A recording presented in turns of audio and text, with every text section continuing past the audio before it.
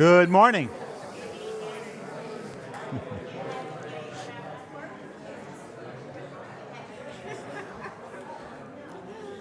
Good morning.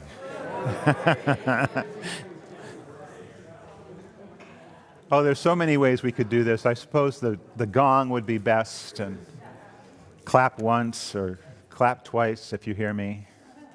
Anyway, welcome. Welcome to this sanctuary. Welcome to those who are out on the pavilion. It's good to see you out there. Welcome to you who have joined us on Facebook Live, and also to those who find us sometime during the week. Glad to have you with us. My name is Tony Fisher. I am grateful to serve this congregation as minister, and also grateful for an incredible staff who just collaborates really well in making things work around here. Anna Riazzi and David Bosworth, Abby and Sean Allison. We have Diane Jacobs now in the office, and Georgia Hopeful helping out in RE. We've got a great crew. Stephanie St. John, who is our RE director. Got a great team right now on the staff, and I just want to acknowledge that. But also, really, the people who make this place work are you, the volunteers who take part in the kitchen on Sunday mornings, and all the other people who volunteer in the garden or on the worship arts committee or anything you do. So we're grateful for everyone. It takes a village to build a village, I guess, and so thank you all for that.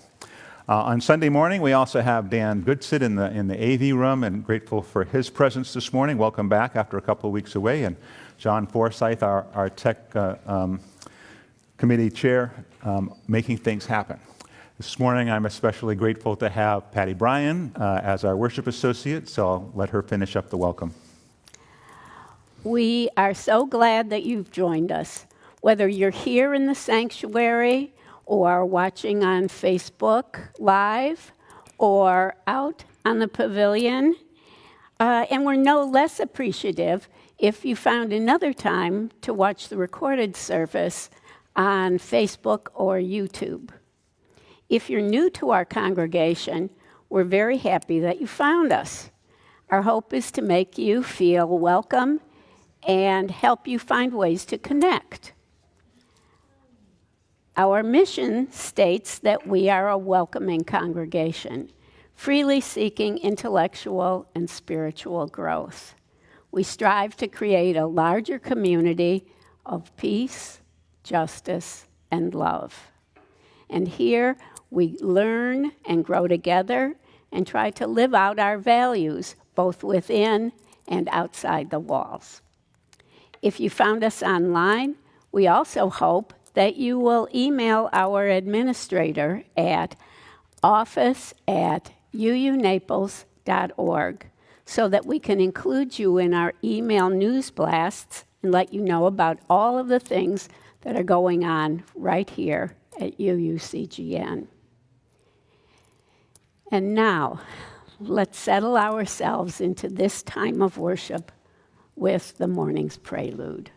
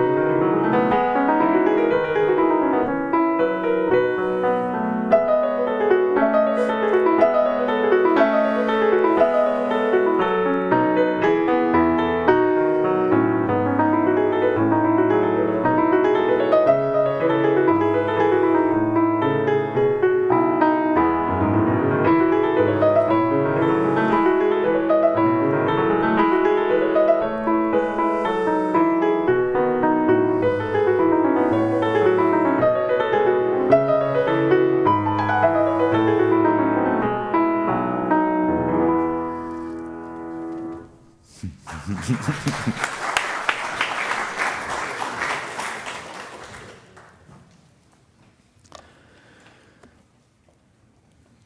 come together this morning having traveled many different paths along smooth and troubled ground. If we've been lucky along the way, we have found good work for our minds and our hearts and our hands, and have also found time for renewal and play, vocation and avocation. This congregation, too, has a vocation to create within these walls a community of love, caring, and respect, a place of peace, and to carry our honest values out into the world, caring for our fellow beings and for this planet, with compassion, justice, and a sense of fairness. May our combined labors provide a beacon of hope in this troubled world. Let's join together in the chalice lighting response you'll see on the screen or in your orders of service. May this flame stir our hearts and remind us of our mission to be truly welcoming, to grow in mind and spirit, and to widen the circle of peace, justice, and love.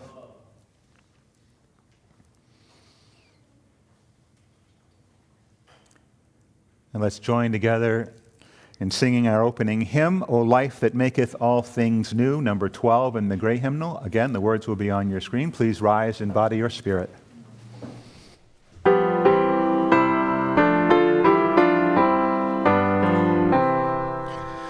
O life that maketh all things new, the blooming earth, our thoughts within, our pilgrim feet wet with thy dew, in gladness hither turn again.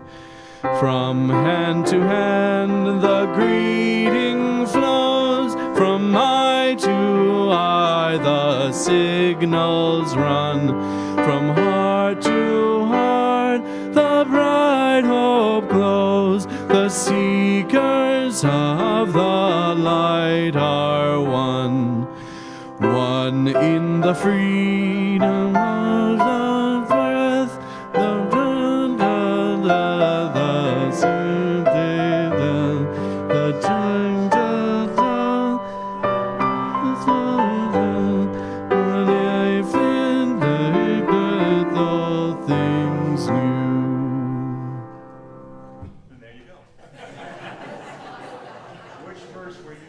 I want to know.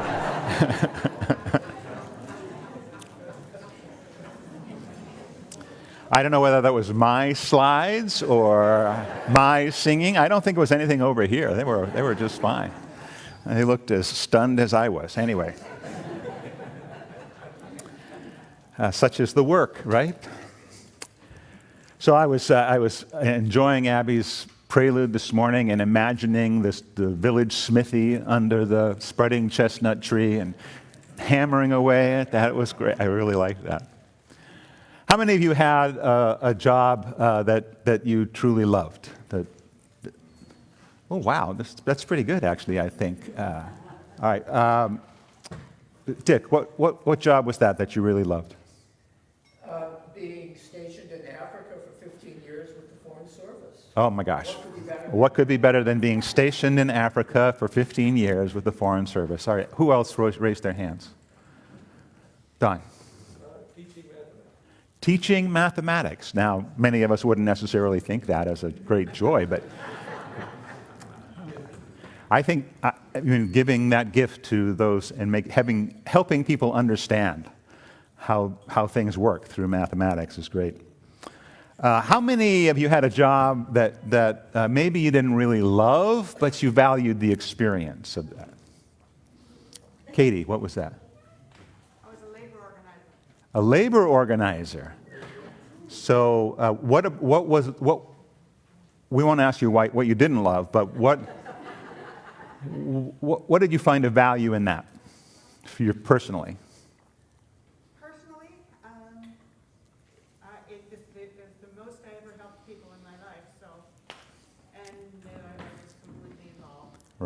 the most you've ever been able to help people in your life? Okay. Anybody else have an answer to that they want to share?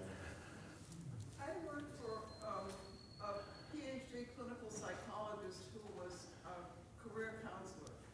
And when I first went to work with him, everybody had to be up here, you know. If somebody wasn't brilliant, I didn't want to deal with it. And I completely changed. I found out people are grounded, and I like, you know, I really valued my experience. Awesome. So working with a clinical psychologist, you were able to change your own idea of what was of value in the people that you were working with and met along the way. That's fabulous. So it sounds like, in terms of valuing a work experience, that it had to do with other people more than yourself. Finding out about, you know, the fullness of people and helping other people achieve something.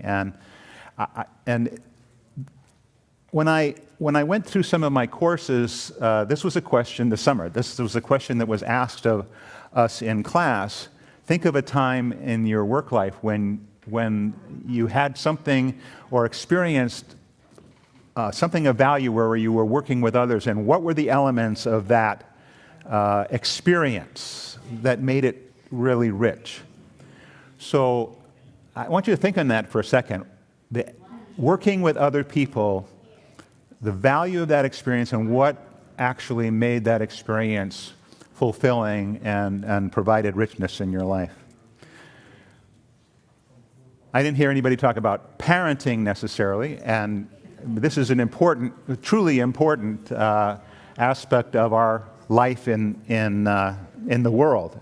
Being able to support a child in their growth and in their growing understanding of the world, and in a relationship that continues to grow and change, sometimes well, and unfortunately sometimes not.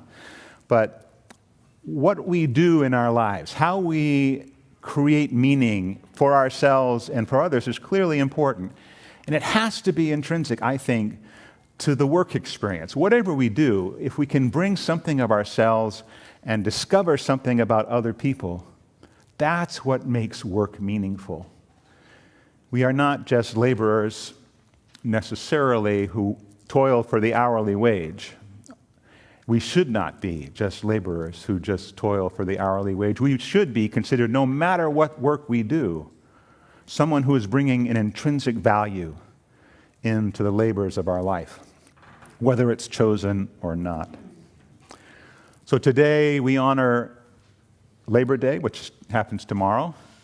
We honor the work of everyone who works in relationship with others and creates a meaningful environment in this world, because it's not all about wages and salaries and hours. It is about creating connections and growing as community and making something meaningful for all.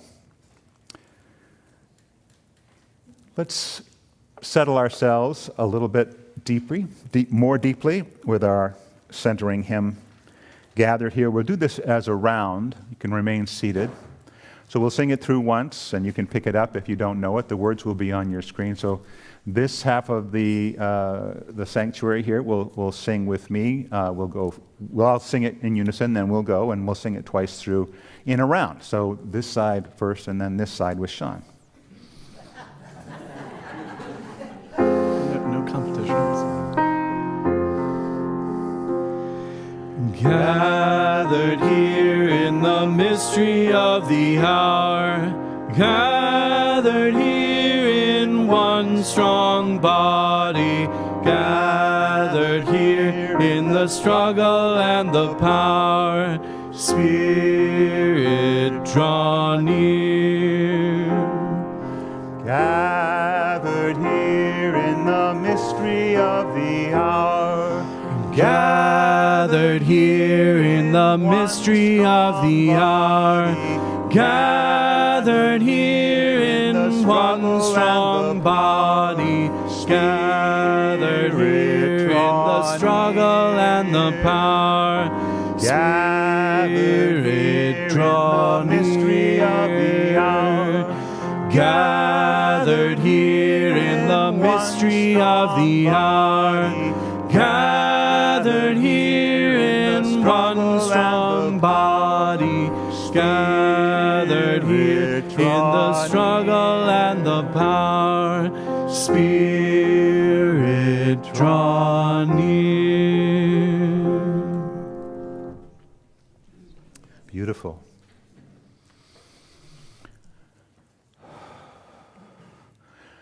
Sometimes this moment of thoughtful sharing comes suddenly to us in the beginning of a service. And so I urge you to take a breath and settle into this time and bring to mind someone you've been worried about, someone you've shared some joy with this past week. It could be yourself, it could be family, it could be friends, near or far.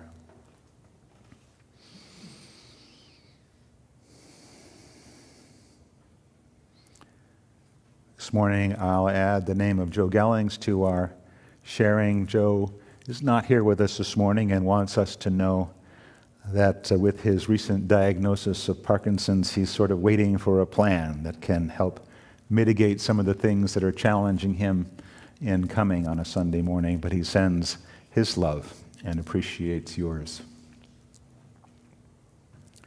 So if you have somebody you've been thinking about, please, I hope that you will voice that name out loud in this space or out in the pavilion or at home, building that energy and vibrating your chest and sending the energy forth. So joys and sorrows this morning.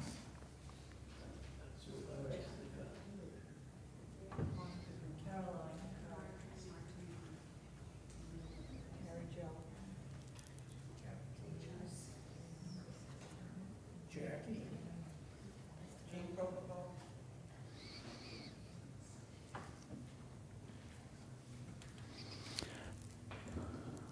I heard Jean Procopo's name. Jean fell this past week and is just a little bit wobbly still, but she will be with us soon, and her daughter Ellen is coming down early to be with her for a while.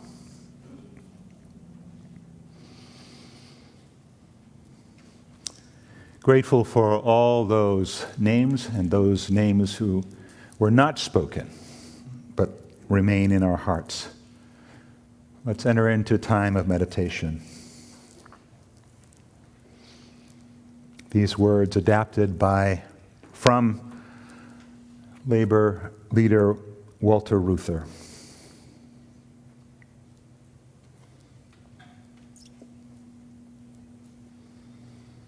Spirit of life and love, as we go about the labors of our days, grant us the wisdom to know what is right and the will to follow our conscience.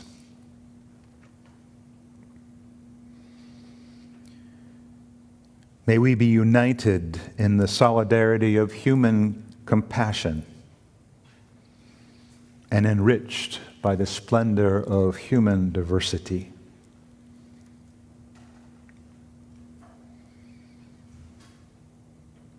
Spirit of truth,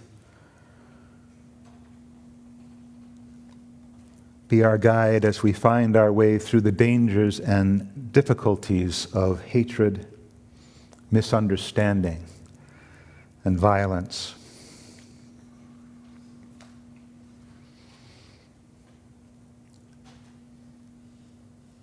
Enable us to harness the rising, ever-rising star of science and spirituality for peaceful purposes, and together build a rational and responsible world community fashioned in the image of peace, of freedom, of justice, and human compassion,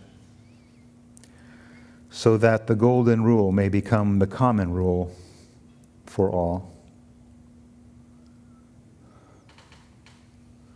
In this ever-growing and changing world, may we find the common denominators that allow us to come together in the spirit of love and unity.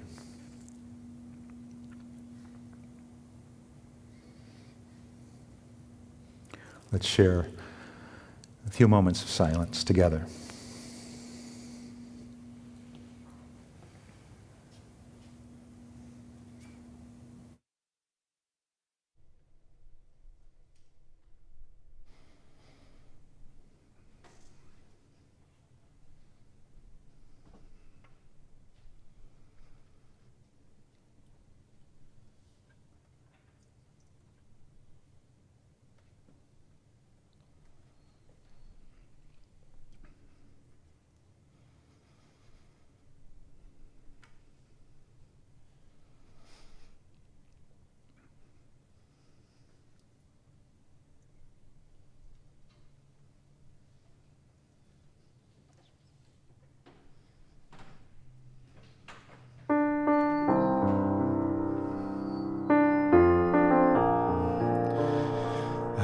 I don't want your millions, mister. I don't want your diamond ring. All I want is the right to live, mister. Give me back my job again. I don't want your Rolls Royce, mister. I don't want your pleasure yacht. All I want is food for my babies. Give to me my old job back. We worked so hard to build this country, mister, while you enjoyed a life of ease. You've stolen all that we built, mister. Now our children starve and freeze. I don't want your millions, mister. I don't want your diamond ring. All I want is the right to live, mister.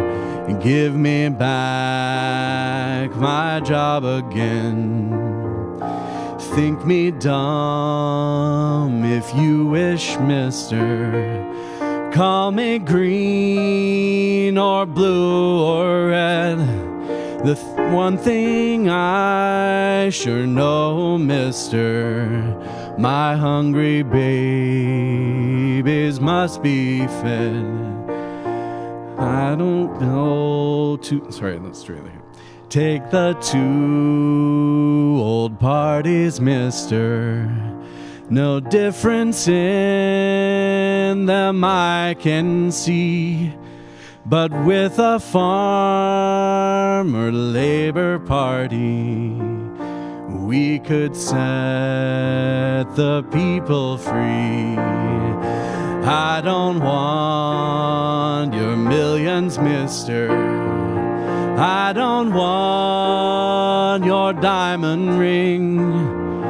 All I want is the right to live, mister. Give me back my job again.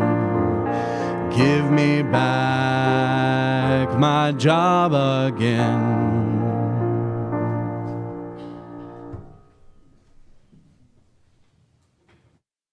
Wow. Thank you. That was powerful. Going along with that theme, this morning's reading is called Heart Labor by Maggie Anderson, a poet with her roots in Appalachia. This is taken from her collection, which is titled Windfall, New and Selected Poems. This poem is about the importance of a mother's work in the home and the lack of appreciation for it. Hard work can lead to tiredness and sorrow, even when one has found a true calling. In fact, a true devotion to a calling would often cycle through the feelings that are described by the speaker in this poem. Heart labor. When I work too hard and then lie down, even my sleep is sad and worn out. You want me to name the specific sorrows? They don't matter. You have your own. Most of the people in the world go out to work day after day with their voices chained in their throats. I am swimming up a narrow, swift river.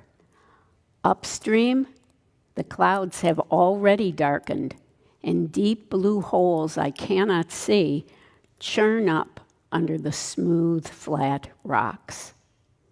The Greeks have a word, parapono, for the complaint without answer, for how the heart labors, while all the time our faces appear calm enough to float through in the moonlight.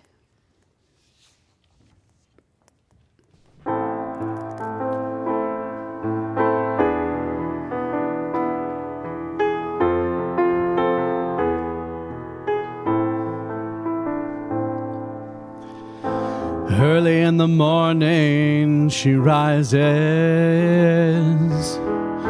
The woman's work is never done.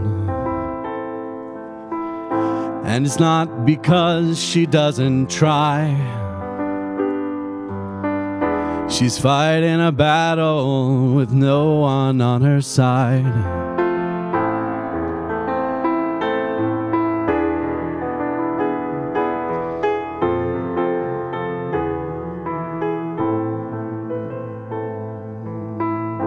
She rises up in the morning and she works till way past dusk. The woman better slow down or she's gonna come down hard.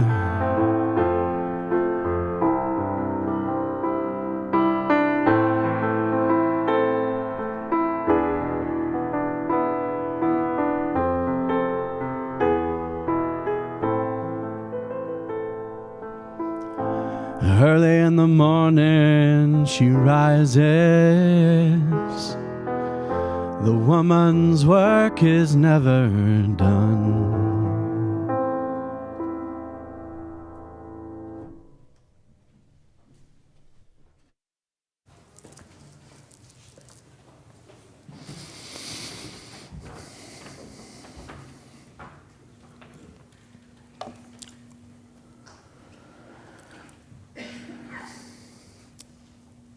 The COVID pandemic set off an unprecedented, nearly unprecedented churn in the U.S. labor market over the last 2 years. Widespread job losses in the early months of the pandemic gave way to tight labor markets, driven by what's come to be known as the Great Resignation.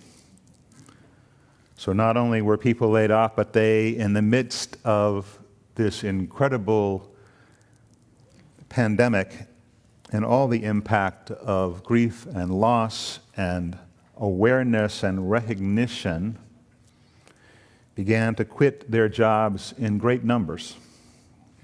The Great Resignation.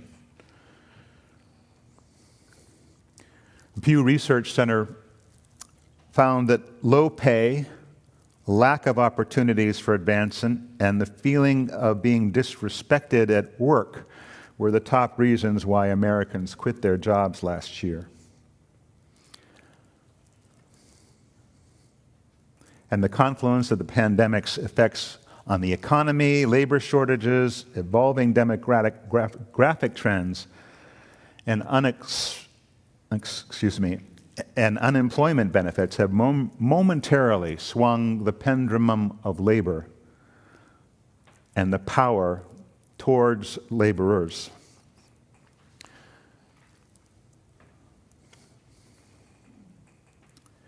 It's not certainly new in United States history. In the mid-20th century, at the height of the labor movement, when unions were working for over 20% of the U.S. working population, their efforts to increase wages and job conditions made a significant difference in the nation's ability to lift itself up and move people into the middle class. Though we do need to remember that for most of its existence, labor movements were movements for oppressed white European workers. And not until later in the century did they really begin to include and involve people of color, Black, Indigenous people.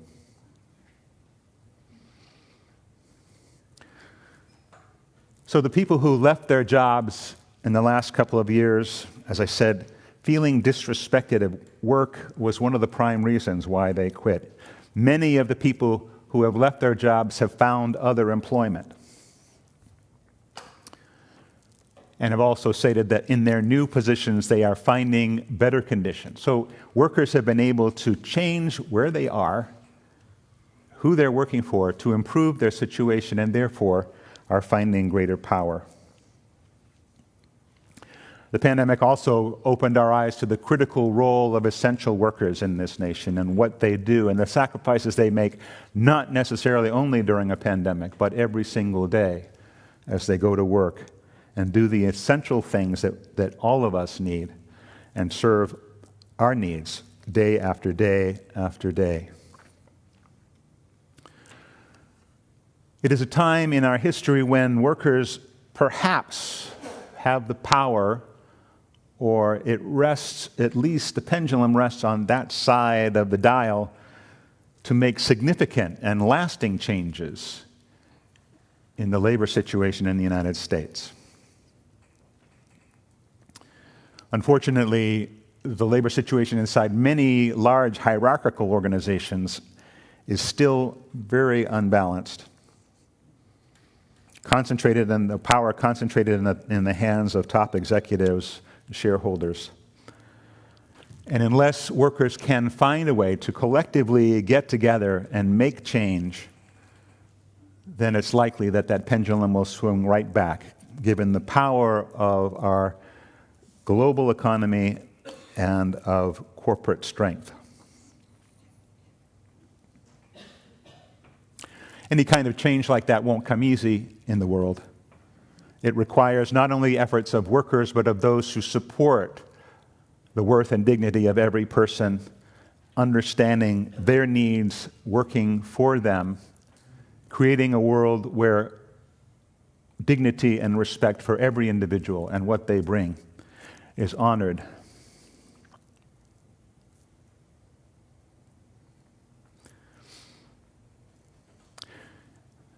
Organizations like the Coalition of Immokalee Workers, have celebrated the last few Labor Days here in our sanctuary, working through a different model, a model of challenging both high corporate level and also consumers to change their buying patterns so that, in fact, the corporations are willing to then pass down additional earnings to those who work in the fields. So different models of finding ways for workers to gain strength. There are collaboratives that are working where workers actually own companies. So there are trends, but unless they are supported through the work of other organizations like our own, supporting not only organizations like the Coalition, but also the Poor People's March, then they will struggle. Our voices also need to be heard. We need to do our work as well. And our vocation needs to be expressed between one another, honoring each other's dignity and worth, but also carried forward out into the world, both through our interactions in the everyday, in our work for issues in the political realm, speaking out truth to power, supporting both legislators and legislation that honor the worker and provide them with an opportunity to choose.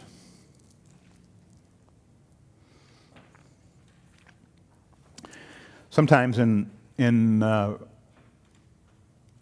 places like Southwest Florida, where we don't necessarily feel we have enough voice to express our will with local politicians, what we need to do is expand our vision and begin to support legislation and politicians who are actually carrying forth an agenda that speaks to the laborer and their work and the worth and dignity that they should be given through challenging right-to-work laws in many states and offering the opportunity for workers to unionize, because that doesn't necessarily exist all over the country. We need to think about the minimum wage and the opportunities that people have to actually live a decent way of living. Here in Florida, at the end of this month, the minimum wage rises to $11 an hour, which is not enough for anyone working a regular shift to live a decent life. If, in fact, people were given that minimum wage and not working within the gig economy, which in fact can be profitable but also can be quite challenging. So also laws which might allow gig workers to unionize and fight for their own rights, their own dignity. Those kinds of things, I think, as Unitarian Universalists, we can consider supporting and moving towards. There is a story I've always wanted to tell that had to do with an understanding of our place in the world. And you've probably heard it a few times about the farmer who planted trees even though he was old and probably wouldn't see them mature.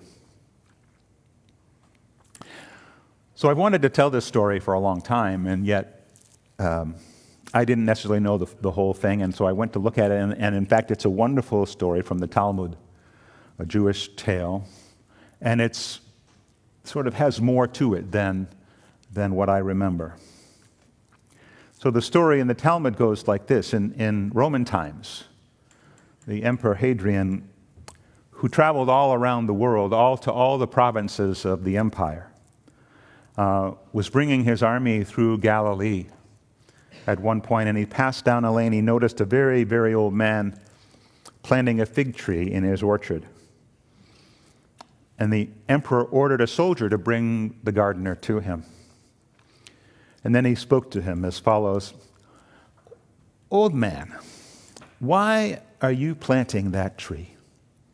The time to plant was in your youth, to bear you fruit for your old age. It's too late now. At this stage of life, you can't hope to have a taste of that fruit."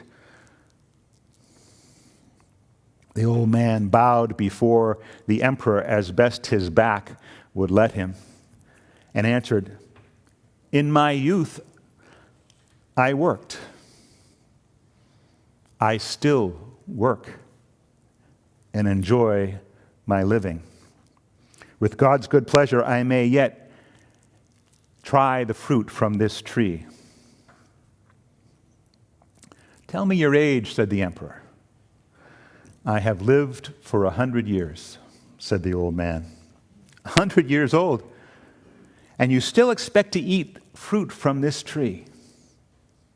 "If such be God's pleasure," replied the old man.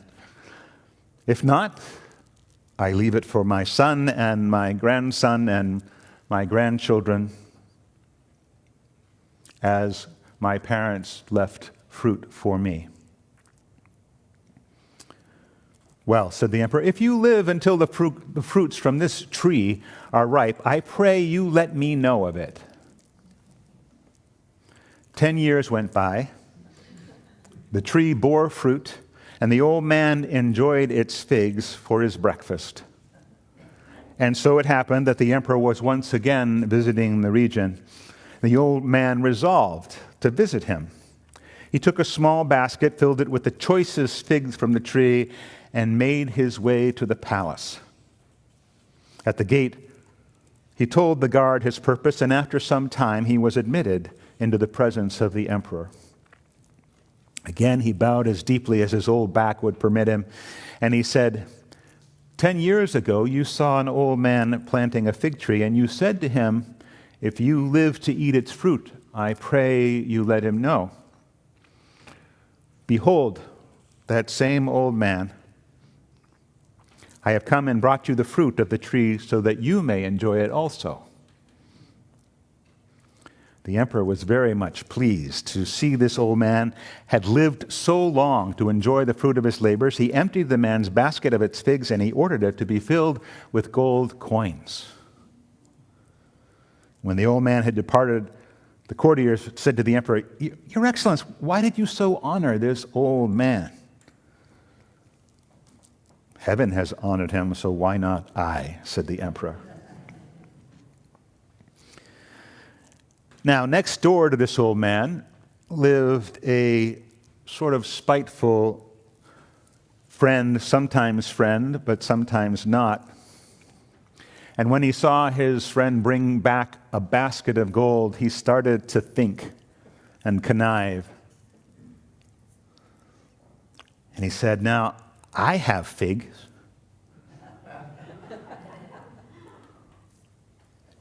My friend only took a small basket. I could take a whole bag of figs to the emperor and bring back a whole bag of gold coin." So he did just that. He picked some fruit, he put it in a bag, and he carried it to the emperor's enclave and asked for attendance to the Emperor Hadrian.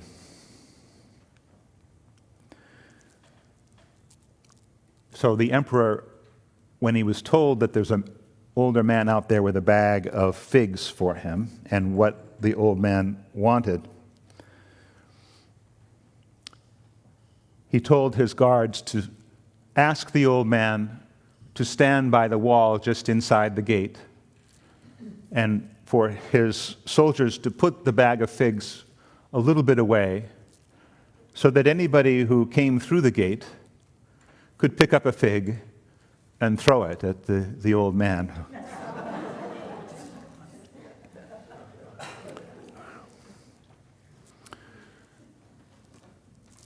Understanding that it was not the love of the work and the joy in the fruit, but the hope for gain that brought this old man to his door. And when the old man went home, his wife gave him a chuckle and had no sympathy whatsoever. She said, "Just realize that if it had been coconuts instead of figs, you may not have made it home."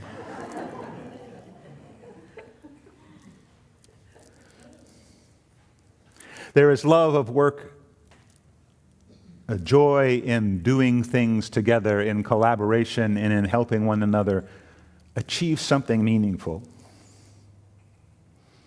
And there is greed and the hope for gain. And while we all need to be able to support ourselves, what we want to achieve, what we hope to create in this world, is a place where people can enjoy one another's labors alongside, working together, offsetting each other's strength, sharing each other's strengths, offsetting weaknesses, finding a place in the world, being appreciated for who you are.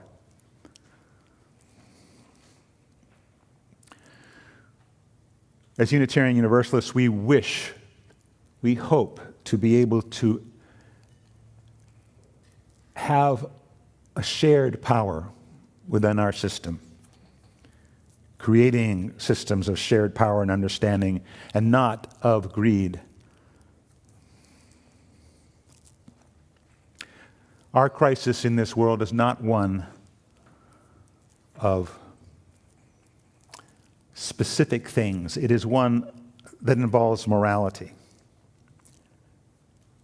And our hope that we can infuse our values within a complex system so that it can run and thrive and grow in a positive way. Our crisis in America is within ourselves as we find divisions and exaggerate them through our own actions. Crisis exists in others who do the same. Finding common denominators of love of work, of joy in working together, of finding that joy in creating a better world. That's what we would support. if we are to witness a new labor movement built by and for people of all classes across a great diversity of people, against a system that exerts exploitive power and concentrates wealth in the hands of a few people, if we are to support such a movement, we need to support the work and bravery and brilliance of Black, Indigenous, people of color, of women, of LGBTQIA people, undocumented immigrants, and poor and disabled people who are struggling to create a better world for themselves, struggling to change systemic issues that drive us apart. And we do need to support politicians and legislation that honors workers' dignity, values labor, and holds the quality of every life sacred. As Unitarian Universalists, we hold the values of justice and equity, of diversity and generosity, of our independence and of our love. We hold them dear. And without those, materialism triumphs, greed triumphs, the powerful win. In holding our values, in speaking of them, in sharing them, in longing for something more, we state our faith, our belief in the possibility of a world and its people made whole. So may it be.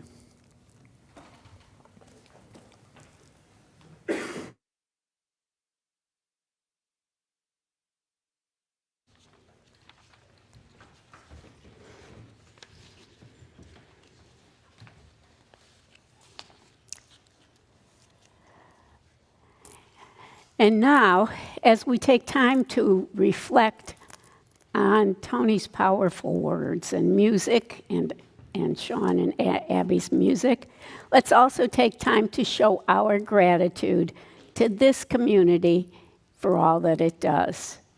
The morning's offering will be gratefully received.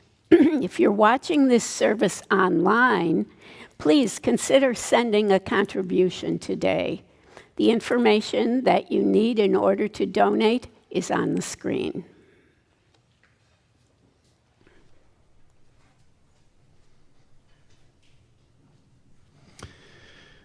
The song that we're about to sing, I want to encourage you all to sing the chorus when we get to it. It's very catchy and fun. This one, as well as the meditation, are both from the mid-century labor movement. And this one is a bit more dated than the other one, but it's a lot of fun to sing. So.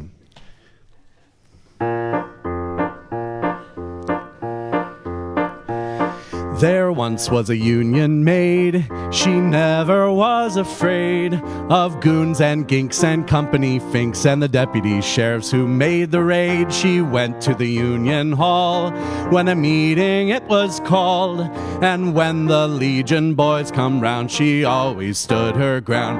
Oh, you can't scare me, I'm sticking to the union, I'm sticking to the union, I'm sticking to the union.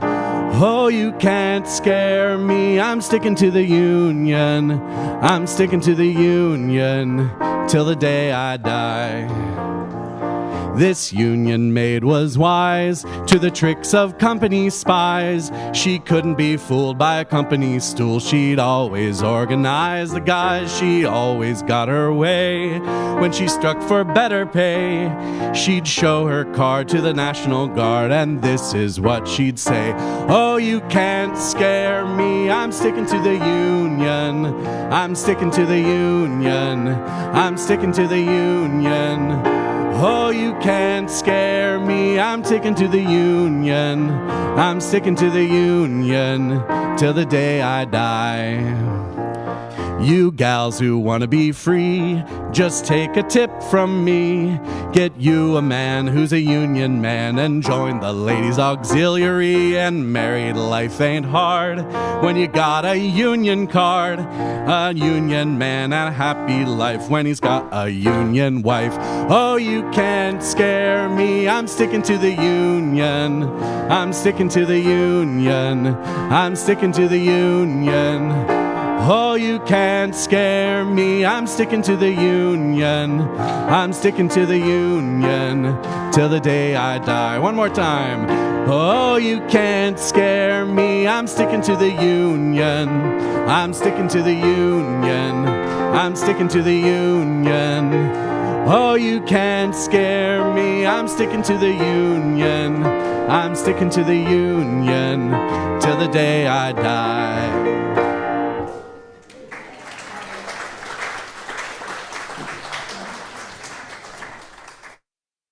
Wonderful. Every week, we take just a moment to fill you in on any major announcements or information about upcoming all-congregational events. Everything you need to know about the ongoing activities right here at UUCGN you can find in our Sunday news, the weekly news email, or by going online to our website at uunaples.org. By the way, I think I'm going to remember that address, uunaples.org, till the day I die.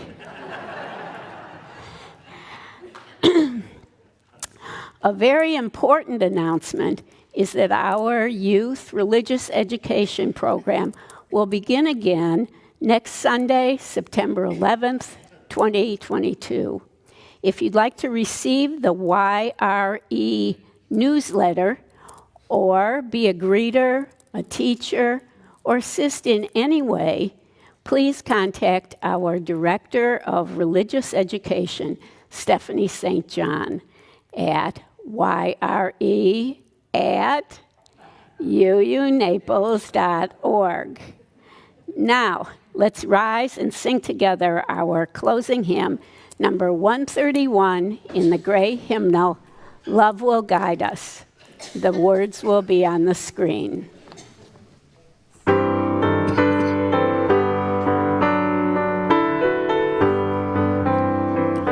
Love will guide us, peace has tried us, hope inside us will lead the way on the road from greed to giving. Love will guide us through the hard night. If you cannot sing like angels, if you cannot speak before thousands, you can give from deep within you. You can change the world with your love. Love will guide us, peace has tried us, hope inside us will lead the way on the road from greed to giving. Love will guide us through the hard night. Love will guide us through the hard night. Continue to plant trees of hope. And may our labor be born out of love. May it be in sharing what we've been given, what we've earned, and what we've learned with those who now share the work and the journey forward. Go in peace, go in love. Have a wonderful day.